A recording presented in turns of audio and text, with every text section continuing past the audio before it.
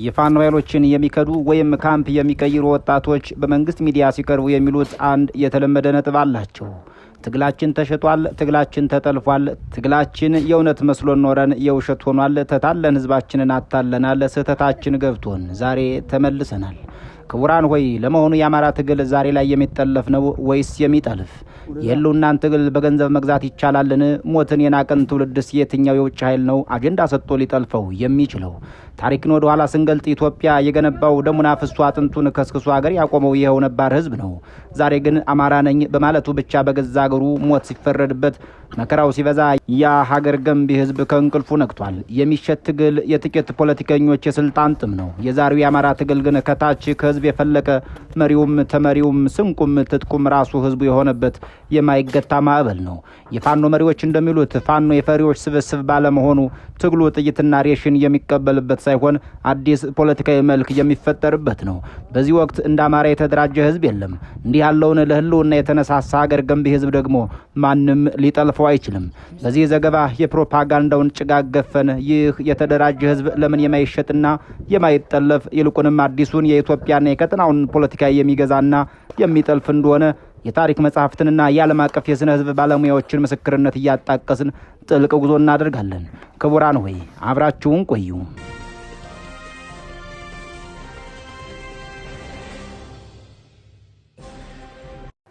ሰውጣ ግን ትክክለኛ ትግል ያለ መስሎኝ ነበር። እውነት ያዘለ ትግል መስሎኝ ነበር። ግን ከገባን በኋላ ይህን ትግል ከጀመርነው በኋላ የአማራ ማህበረሰብ እንኳን ነፃ እናወጣው ቆርጦ በኢኮኖሚ እያደቀቅን በኢኮኖሚ እያዳከምነው ዛም አልፎ ደግሞ በድህነት አረንቋ ተዘፍቆ እየታየ ይገኛል ማለት ነው የአማራ ማህበረሰብ። በዚህ ወቅት እንደ አማራ የተደራጀ ህዝብ የለም። ይህ አባባል የስሜት መገለጫ አይደለም፣ መሬት ላይ ያለው ተጨባጭ ሀቅ ነው። ዛሬ ላይ የአማራ ህዝብ የሌሎችን ትግል የሚጠልፍና አቅጣጫ የሚያስይዝ እንጂ በሌሎች ታጋዮች ወይም የፖለቲካ ኃይሎች የሚጠለፍ አይደለም። የፌዴራል መንግስቱ የፋኖ ኃይሎች ትግል ተሽጧል፣ ተጠልፏል እያለ የሚያሰራጨው ፕሮፓጋንዳ አንዳንድ የዋሆችን ከማደናገር ያለፈ ረብ የሌለው የፖለቲካ ፍጆታ መሆኑን የፖለቲካ ተንታኞች ይገልጻሉ። በርካቶች የፋኖ ትግል የሚሸጥም ሆነ የሚጠለፍ አይደለም፣ ይልቁንም የሚገዛና የሚጠልፍ ነው። ፋኖ የፈሪዎች ስብስብ አይደለም ይላሉ። ሀገር ውስጥ ያሉ የፖለቲካ ኃይሎችም ሆነ ከሀገር ውጭ ያለው የቀጠና ኃይሎችን አስተባብሮ አዲስ ቀጠና የፖለቲካዊ መልክ የሚፈጥር እንጂ የሌላውን አጀንዳ ተሸክሞ ጥይትና ሬሽን የሚቀበል የቅጥር ኃይል አይደለም ሲሉም ይደመጣሉ። መሰል ቃላቶች የፋኖ ኃይሎች መሪዎች በተደጋጋሚ በተግባር የሚያሳዩዋቸውና የሚናገሯቸው ሆነዋቸውም የሚገኙዋቸው ናቸው። አማራ ኢትዮጵያ የምትሰኘውን ሀገር በመገንባቱ ረገድ ግንባር ቀደሙና የሀገሪቷም ነባር ህዝብ ነው። ይሁን እንጂ በታሪኩ ለመጀመሪያ ጊዜ አማራ ነኝ ብሎ በገዛ ሀገሩ የህልውና ትግል ለማድረግ ተገዷል። ክቡራን ሆይ በዚህ ዘገባችን ይህ የተደራጀ ህዝብ ለምን በማን ሊጠለፍ እንደማይችል የዝነ ህዝብ ወይም ዴሞግራፊ ባለሙያዎችንና የታሪክ መጻሕፍትን በማጣቀስ እንዲህ እየዳሰስነን እናንተም አብራችሁን ናችሁ። በዓለም ታሪክ ታላላቅ ሀገራትን የገነቡ ነባር ህዝቦች ወይም ስቴት ቢውልደር ኢንዲጂነስ ፒፕልስ የሚሰኙት የሀገሪቱን ብሔራዊ ማንነት ከራሳቸው ማንነት ጋር አዋህደው መኖራቸው የተለመደ ነው። በእርግጥም አገር ገንቢ ነባር ህዝቦች ወይም ስቴት ቢውልደር ኢንዲጂነስ ፒፕልስ የፈጠሯትን ሀገር ልክ እንደ ልብሳቸው ለብሰው የራሳቸውን ጠባብ ብሔራዊ ማንነት ወይም ኤትኒክ አይደንቲቲ ትተው ወደ አገራዊ ልዕለ ማንነት ወይም ናሽናል አይደንቲቲ ማደጋቸው በዓለም ታሪክ ውስጥ የተለመደ ክስተት ነው። ይህንን ጽንሰ ሐሳብ በዓለም ታሪክ ውስጥ ጎልተው ከሚታዩ የተወሰኑ ሀገራትና ህዝቦች ምሳሌ ጋር በማያያዝ እንደሚከተለው እንመልከተው። በዓለም ታሪክ ውስጥ አገር ገንቢ ህዝብ የራሱን ማንነት ከሀገር ማንነት ጋር እንዴት እንደሚያዋሃድ ትልቁ ማሳያ እንግሊዞች ናቸው። ዩናይትድ ኪንግደም ወይም ታላቋ ብሪታንያ የእንግሊዝ፣ የስኮትላንድ፣ የዌልስና የሰሜን አየርላንድ ስብስብ ናት።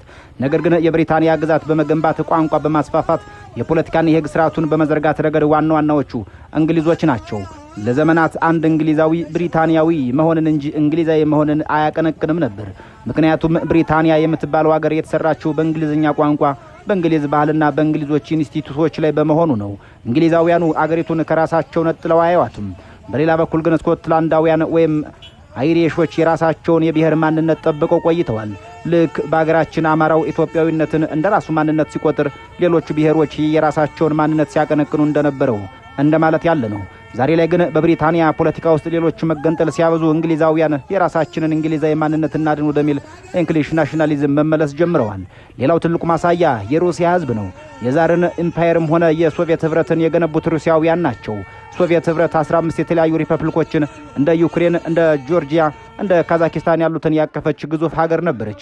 በሶቪየት ህብረት ዘመን አንድ ሩሲያዊ እኔ ሩሲያዊ ነኝ ከማለት ይልቅ የሶቪየት ዜጋ ነኝ ማለትን ይመርጥ እንደነበረው ሁሉ ምክንያቱም የሶቪየት ህብረት የሥራ ቋንቋ ወታደራዊ መዋቅርና ማዕከላዊ አስተዳደር የተገነባው በሩሲያውያኑ ስነ ልቦና ላይ ነበር። ሩሲያውያን በዩክሬንም ሆነ በካዛኪስታን ሲኖሩ ይህች ሀገር የኔ ናት ብለው እንጂ እንደ መጤ አያስቡም ነበር።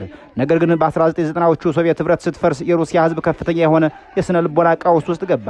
ሌሎች ብሔሮች የየራሳቸውን ሀገር ይዘው ሲወጡ አገር ገንቢው ሩሲያዊ በየቦታው እንደ መጤና ጨቋኝ መቆጠር ይጀምር ገባ። ይህ ሁኔታ ነው ዛሬ ቭላዲሚር ፑቲን ለሚያራምዱት የሩሲያውያንን የህልውና ማስከበር ጠንካራ ብሔርተኝነት መነሻ የሆነው። የቻይናን ስልጣኔና የአገር የገነቡት ከ90 በመቶ በላይ የሚሆኑት ሃን የተባሉት ነባር ህዝቦች ናቸው።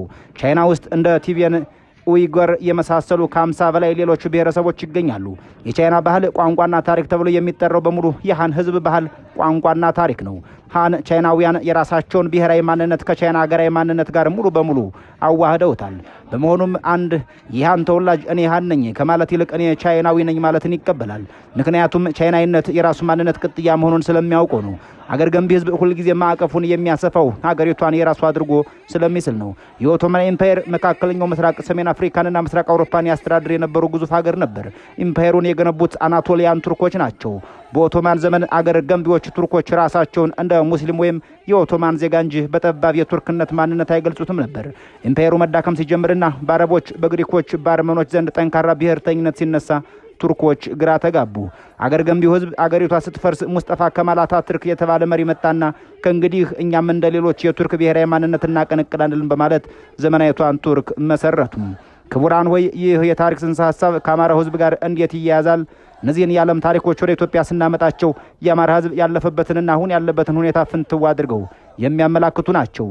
ልክ እንደ እንግሊዞች ወይም ሩሲያውያን አማራው ዘመናዊቷን ኢትዮጵያ በመገንባቱ ረገድ ፊደሉን፣ ቋንቋውንና የሥነ መንግስት እውቀቱን ለአገሪቱ አበርክቷል። በዚህም የተነሳ አማራነትን አጥፎ ኢትዮጵያዊነትን ደረበ። ብሔር ምንድን ነው ሲባል ኢትዮጵያዊ ማለትን ለዘመናት ተለማመደ። ሌሎች የፖለቲካ ኃይሎች በተለይ ባለፉት 50 ዓመታት አገር ገንቢውን የአማራ ህዝብ እንደ ጠላት፣ ነፍጠኛና ጨቋኝ በመሳል የራሳቸውን ብሔረሰብተኝነት አጎለበቱ። ልክ በሶቪየት ህብረት መፍረስ ወቅት ሩሲያውያን ላይ እንደደረሰው ሁሉ በመላ ኢትዮጵያ የነበረው የአማራም ጥቃት ሰለባ ሆነ። የታሪክ ምሁሩ አንቶኒ ስሚዝ እንዳለው አገር ገንቢ ህዝብ የገነባት ሀገር ስትከዳው ህልውናውን ለማዳን ወደ ጠንካራው የመጀመሪያውና መሰረታዊ ማንነቱ ይመለሳል። የፋኖ ትግልና የአማራው ትግል ዛሬ ላይ በአንድ ልብ መደራጀት የዚህ ማህበራዊ ሳይንስ እውነት ውጤት ነው የሚሉት እኒሁ ምሁር አገር ገንቢ ነባር ህዝብ ሁልጊዜም ልባቸው ሰፊና አቃፊ ነው ይላሉ። ሆኖም ያቺ የገነቧት ሀገር ህልውናቸውን አደጋ ላይ የምትጥል ከሆነ ትልቁን ጃንጥላ ወይም ሀገራዊ ማንነትን ለጊዜው አስቀምጠው የማይበጠስ ጠንካራ አጥር ወይም ብሔራዊ ወይም ህልውና አንድነትን ይገነባሉ። ታዋቂው የታሪክና የሥነ ማህበረሰብ ምሁር አንቶኒ ስሚዝ ዘ ኢትኒክ ኦሪጂን ኦፍ ናሽናሊዝም በተሰኘው መጽሐፉ አንድ ብሔር ሀገር ሲገነባ የራሱን ብሔራዊ ማንነት ትቶ የሀገሪቱን ሰፊ ማንነት ይላበሳል። ሆኖም ያቺ የገነባት ሀገር መልሳ ስትነሳበት ወደ ጥንታዊውና ጠንካራ የጋራ ማንነቱ ወይም ኢትኖጀነሲሱ ይመለሳል እንዳለው መሆኑ ነው። የአማራ ህዝብ ኢትዮጵያን ሲገነባ የገባው ደም ያፈሰሰው ላብ ታሪክ አይረሳውም። ነገር ግን ላለፉት 50 ዓመታት በተለይም ባለፉት 30 ዓመታት ይህ ሀገር ገንቢ ህዝብ እንደመጤ ተቆጥሮ ስልታዊ የሆነ የዘር ማጥፋት ወይም ሲስተማቲካል ጄኖሳይድና ማፈናቀል ተፈጽሞበታል። የስነ ህዝብ ባለሙያዎች ወይም ዲሞግራፈርስ እንደሚሉት የአንድን ማህበረሰብ ቁጥር ለመቀነስ የሚደረግ ስልታዊ መዋቅር ያንን ማህበረሰብ ወደ ማይቀለበስ የህልውና ትግል ያስገባዋል። እንግሊዛዊው የስነ ህዝብና የፖለቲካ ተንታኝ ፖል ሞርላንድ ዴሞግራፊክ ኢንጂነሪንግ በተባለው ጽንሰ ሐሳብ ላይ እንዳብራራው አንድን ነባር ህዝብ ከፖለቲካዊና ኢኮኖሚያዊ ምህዳር ለማግለል የሚደረግ የስነ ህዝብ ለውጥ ወይም ዴሞግራፊክ ሽፍት ሴራ በመጨረሻ የሚወልደው አደገኛና የማይገታ የህዝብ ማዕበልን ነው። በኢትዮጵያ እየሆነ ያለውም ያንን የሚመስል ነው። አማራው የህልውና አደጋ ከጫፍ ሲደርስ ከኢትዮጵያዊነት ልዕለ ማንነት ባሻገር አማራ በሚል ጠንካራ የህልውና አጥር ስር ለመደራጀት ተገዷል። መንግስት የፋኖን ትግል የተጠለፈ ለማስመሰል ይሞክራል። ግን እውን እንዲህ ያለን የተደራጀና የህልውና አደጋ የገጠመውን ህዝብ ማን ሊጠልፈው ይችላል? የፋኖ ትግል መሰረቱ ከላይ ወደ ታች የተዘረጋ የፖለቲካ ልሂቃን ሴራ ሳይሆን ከታች ወደ ላይ ወይም ግራስ ሩትስ ሙቭመንት የፈለቀ የህልውና ጥያቄ ነው። ታላቁ የአረብ ፈላስፋና የታሪክ ምሁር ኢብን ኻልዱን ሙቅዲማህ በተሰኘው መጽሐፉ ላይ ስለ አሳቢያ ወይም ማህበረሰባዊ ትስስርና አንድነት ጽፏል። አንድ ማህበረሰብ በውጭ የጥላት የህልውና አደጋ ሲደቀንበት በመካከላቸው ያለው የአሳቢያ ወይም የአንድነት መንፈስ ከማንኛውም ኃይል በላይ ይጠነክራል። እንዲህ አይነቱ ኃይል በገንዘብም ሆነ በውጭ ተጽዕኖ መበተን የሚቻል አይደለም። ፋኖ ይህንኑ የአሳቢያን ወይም ጥልቅ አማራዊ አንድነት መንፈስ የተላበሰ ነው። የፋኖ ትግል የማይሸጠውና የማይጠለፈው በሚከተሉት ምክንያቶች ነው ይላሉ በርካታ ምሁራኖች። የመጀመሪያው ምክንያት የዓላማ ግልጽነት ነው። ትግሉ ስልጣን ፍለጋ ሳይሆን ህልውናን ማረጋገጥ ነው። ህልውና ደግሞ በድርድር መሸጥ አይቻልም። መዋቅራዊ ተፈጥሮ ሁለተኛው ነው። የፋኖ የህዝብ ልጅ በመሆኑ ስንቁ፣ ህዝቡ፣ ትጥቁ፣ መሪውና ሌሎች ህዝቦች ናቸው።